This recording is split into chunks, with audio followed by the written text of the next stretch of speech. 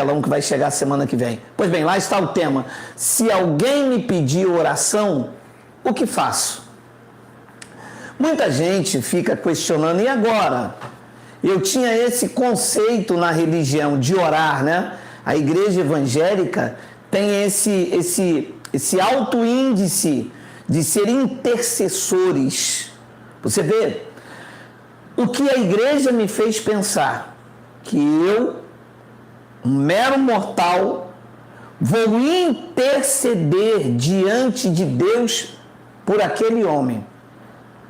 Este era o conceito judaico que perdurou ainda nos dias de Paulo, com a presença dos sacerdotes.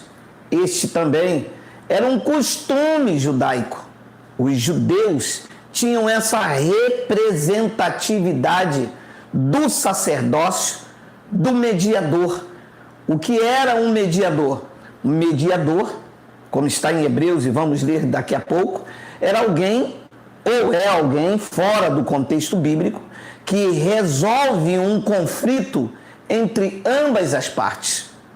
Quando há um sequestro, quando há uma atitude onde alguém fica sobre o domínio, né? Se chama-se então um mediador, ele vai mediar o conflito. Até o ano 70, no primeiro século da era cristã, havia um conflito pactual. 2 pactos estavam vigentes e era necessário então haver um mediador a favor da nova aliança. O mediador, ele não mediava para uma antiga aliança, ele resolvia o conflito que havia entre as 2 alianças. Pois bem, o conflito acabou. A velha aliança teve o seu fim com a queda do templo e a nova foi estabelecida, como diz em Hebreus. Só que os evangélicos continuaram com esta prática porque eles pegam trechos das cartas de Paulo que ainda havia este conflito pactual e aplicam na vida das pessoas dizendo, tem que orar pelo fulano, tem que orar pelo ciclano.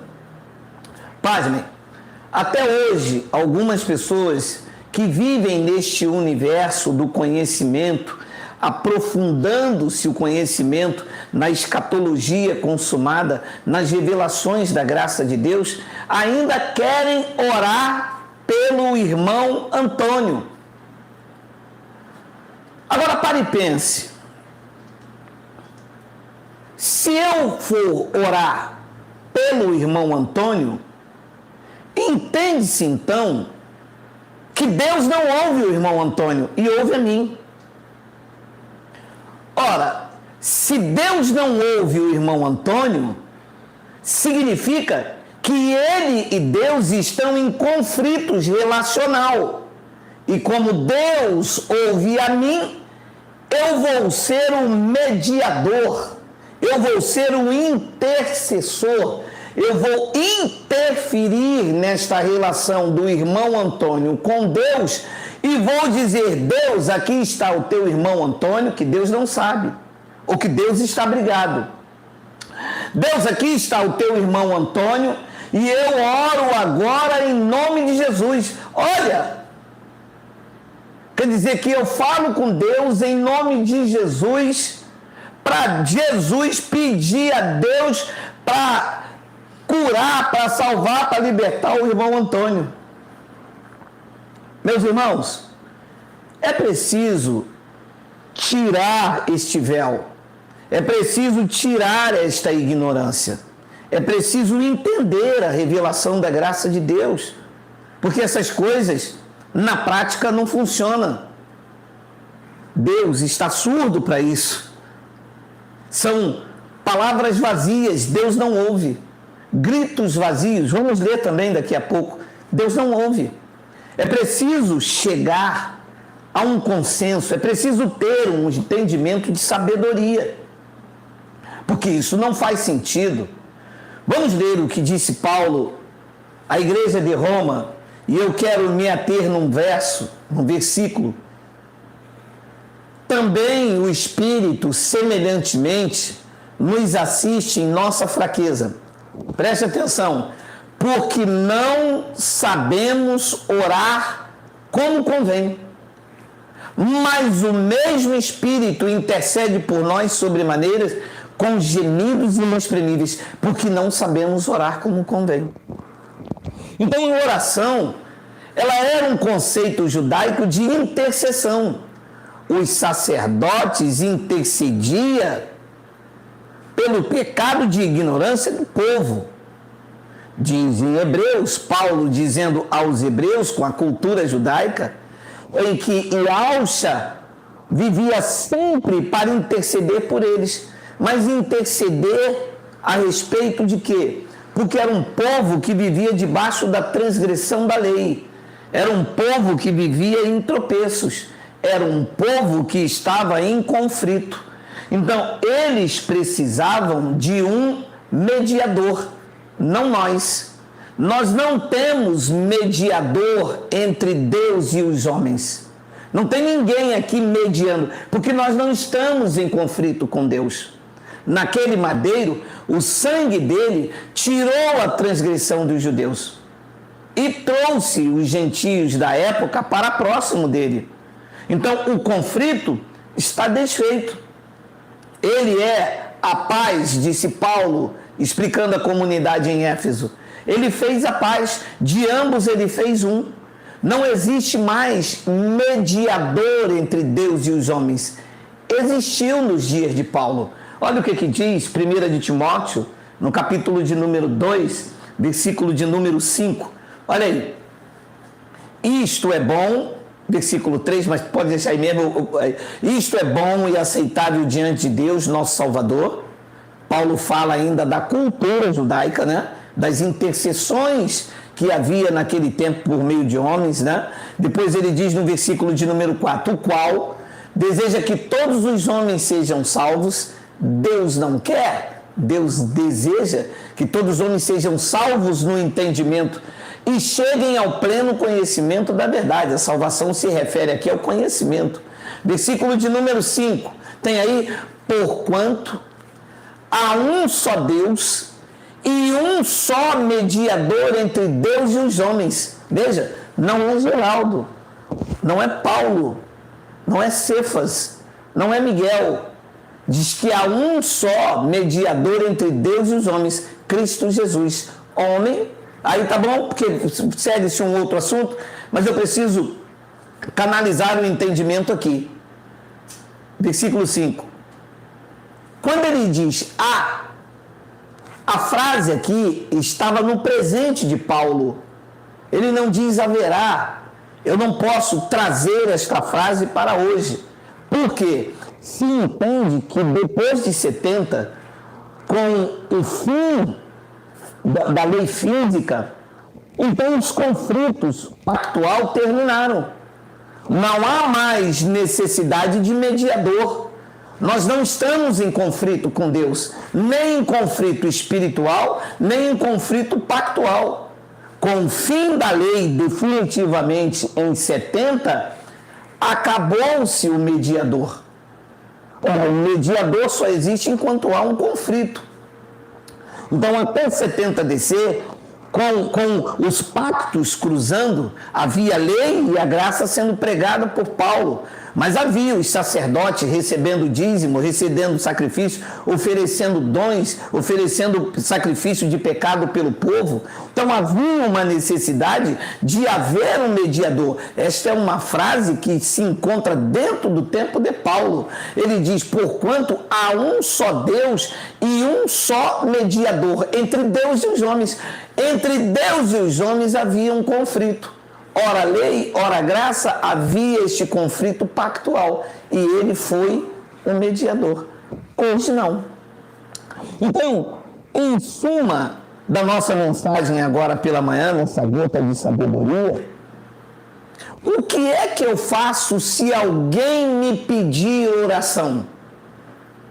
Bem, o que você ouviu até aqui, Se alguém, o meu vizinho, você é cristão, você prega no YouTube, você tem um espaço onde as pessoas se reúnem, vocês são pessoas que a gente vê que são do bem, vocês procuram se desvencilhar do mal, poderia orar por mim? O que é que eu faria se alguém perguntar, Geraldo, ora por mim? Ora, se eu orar por essa pessoa, eu me coloco como mediador dela. Não posso. Bem, ainda que esta frase fosse para os nossos dias, eu tomaria o lugar de Cristo. Eu seria como Cristo. Se eu interceder por alguém, eu me faço Cristo. Ainda que esta frase fosse para os dias de hoje, não é. Eu seria como Cristo, porque o único mediador foi Ele, enquanto havia conflito. Como não há mais? Então eu preciso, numa sabedoria, fazer entender a esta pessoa que o mesmo acesso que eu tenho ao Pai, ela tem também. Foi o que Paulo explicou aos Hebreus, no capítulo 10, no versículo 19 e 20. Olha aí, olha aí. Hebreus, olha lá. Tendo, pois, irmãos, intrepidez para entrar no Santo dos Santos pelo sangue de Jesus. Segura. Então, Paulo está falando com os hebreus que entendiam perfeitamente que o acesso ao Santo dos Santos era apenas para o sumo sacerdote. Mas ele diz, não. Agora vocês não precisam mais de alguém que vá lá no Santo dos Santos. Agora vocês não precisam de um representante. Vocês não precisam de um intercessor. Vocês não precisam de alguém que medie o conflito. Paulo diz, tendo, pois, irmãos, intrepidez para entrar no Santo dos Santos pelo sangue de Jesus, versículo 20, pelo novo e vivo caminho que Ele nos consagrou pelo véu, isto é, pela sua carne. Então eu começo, então, através desse entendimento, abraçar esta pessoa, e quando ela me pedir oração, eu vou dizer a ela, Antônio, um nome fictício, Antônio, nós vamos orar juntos, porque eu e você temos o mesmo acesso ao Pai, o caminho está livre.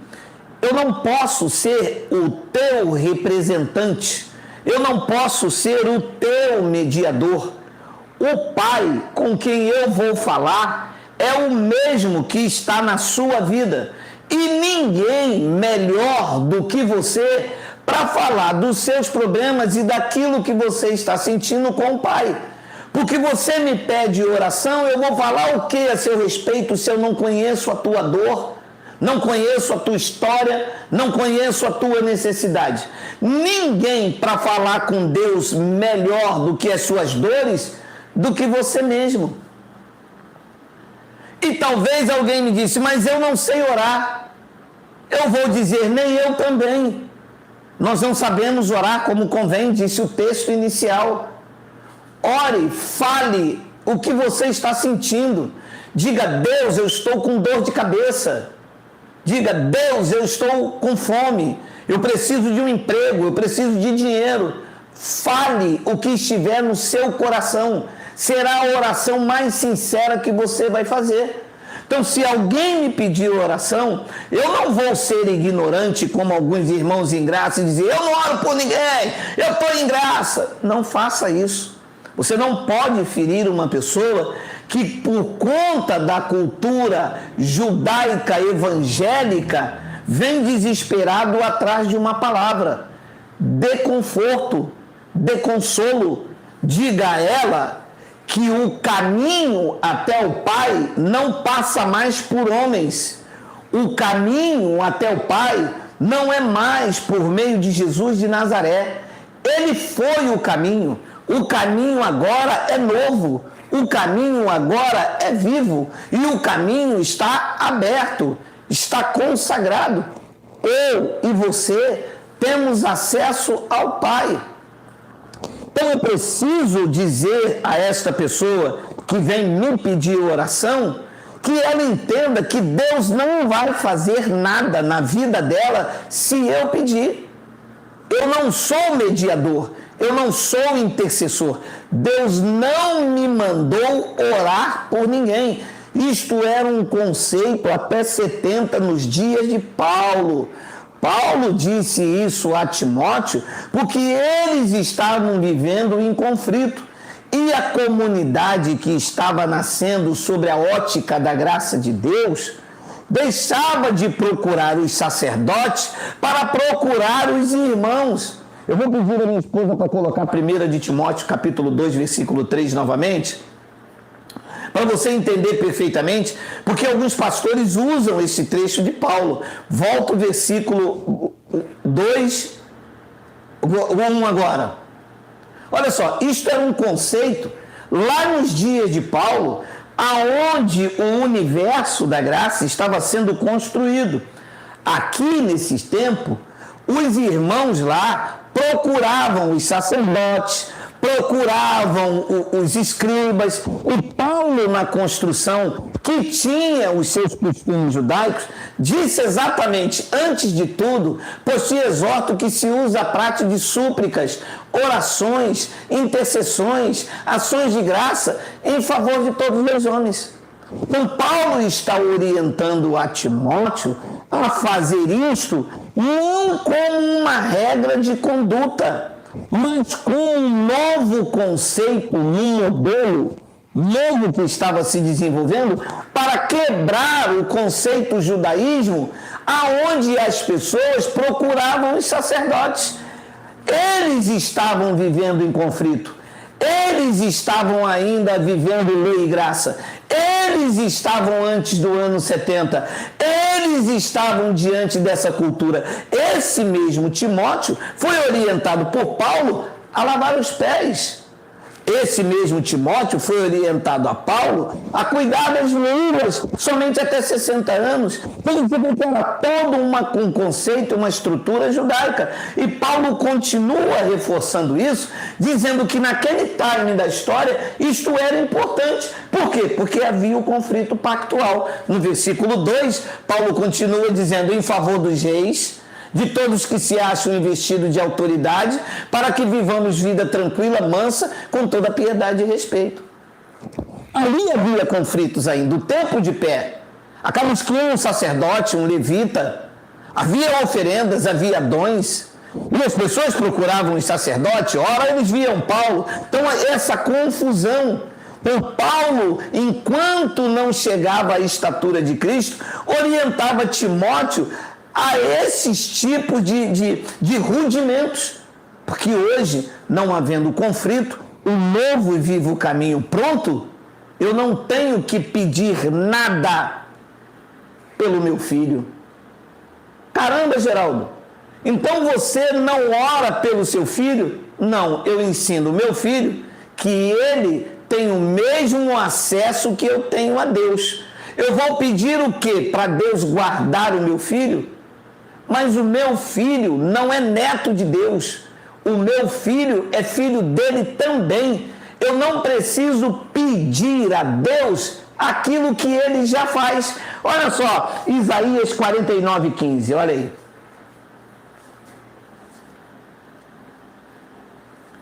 Acaso pode uma mulher esquecer-se do filho que ainda mama? De sorte que não se compadeça do filho do seu ventre?